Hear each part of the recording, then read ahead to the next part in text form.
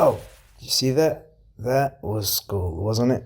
So, my name is Nader. I'm a self-taught 2D animator, and in this video I'm going to share with you guys how I animate my lightning 2D effects in a slightly exaggerated way, and how I push it to portray how powerful and fast lightning should look, like you saw in the intro, using techniques and references from shows I love. So, without wasting more time, let's animate our lightning.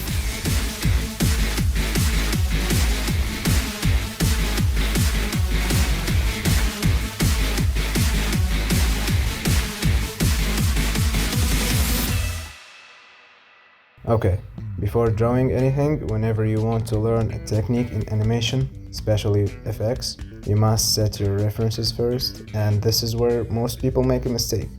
They watch something cool and immediately start animating, but they don't actually observe it. What I mean by observing is to take your time going frame by frame and studying the changes in shapes, timing, and spacing. The more you actively consume and analyze the technique you want to learn, the easier it becomes to accomplish and eventually master. And trust me, animating lightning is one of the easiest effects to learn animation. Once you understand the nature of it and how it behaves, things become much easier and you'll naturally start experimenting with it. Alright, so our star for today's video is Shingo Yamashita, who is very recognizable for his extremely fluid animation style. And what caught my attention in his lightning animation is that he animates with realistic timing and spacing, but with exaggerated shapes and drawings. And as you can see here, he animates lightning on once, which is the best way to show instability and fast motion. Not only Shingo Yamashita, there were also a lot of amazing 2D FX animators who worked on Arcane's effects, which we are also going to use as references for a different approach. And from these references, we can create a strong base to start animating. Okay, enough boring stuff, let's jump into action. We will start with what I like to call the main strike line. This is the guiding line that everything will follow. I added some highlights to it by thickening and thinning certain edges and corners. After finishing the main line, we can define the direction where the arcs will move. In this example, it goes from point A to point B. Of course, feel free to choose any shape or direction you want, just keep in mind to vary the thickness. Now let's lower the opacity of our main stroke and animate on top of it. This will be animated on once for faster motion, and we are going to focus on two things: the changes in thickness of the strike and the balance between stability and instability. What do I mean by that? By slightly moving the arcs for about 3 or 4 frames, we create a sense of predictable movement. This represents stability. Then suddenly on the 4th frame, we change the shape of the strike. After that, the next 2 or 3 frames can again follow predictable arc movement, and so on. You can experiment with this contrast between stable movement and sudden change to create a strong sense of power and instability. The other thing that can elevate our animation here is the manipulation of the strike's thickness in every frame. You can even make it disappear and reappear, achieving that sudden energy, which create a more realistic look, like you can see in these empty frames. You can also add smears in the strike for extra impact, like Yutaka Nakamura does in his Lightning VFX. It adds a lot of weight and energy to the movement. And why not push the style further by drawing smaller strikes coming from the main line?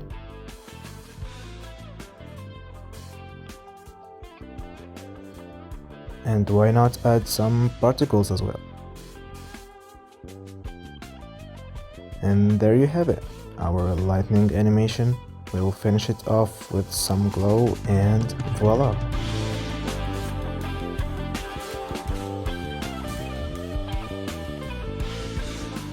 Here is another example. This is actually an old animation I did that I'm going to reuse to add a lightning effect to it. The goal here to apply the same principles we talked about earlier, but this time in a more complex and more interesting perspective.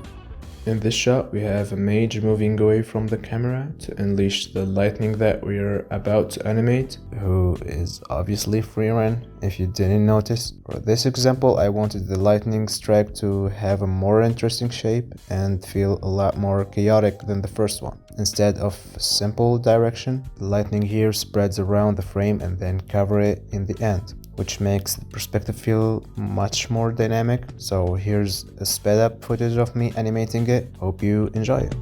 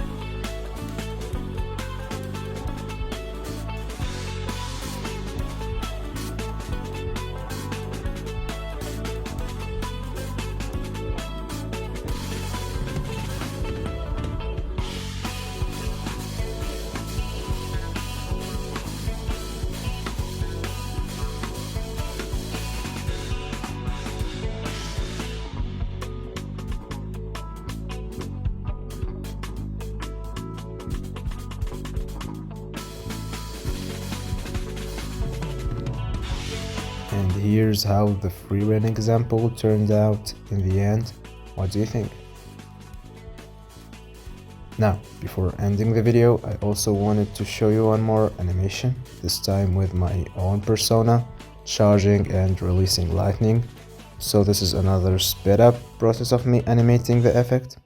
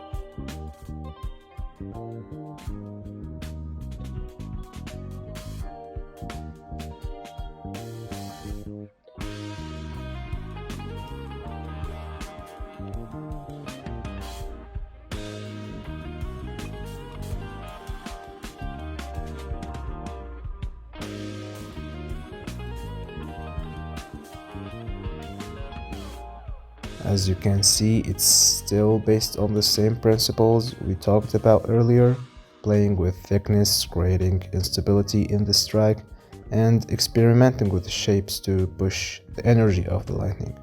Once you understand these core ideas, you can apply them to pretty much any situation, and that's pretty much it for this video. I hope this breakdown helped you understand how Lightning 2D FX works, and maybe gave you a few ideas to experiment with in your own animations. And yeah, thanks for watching, keep animating, and I'll see you in the next one. Bye bye.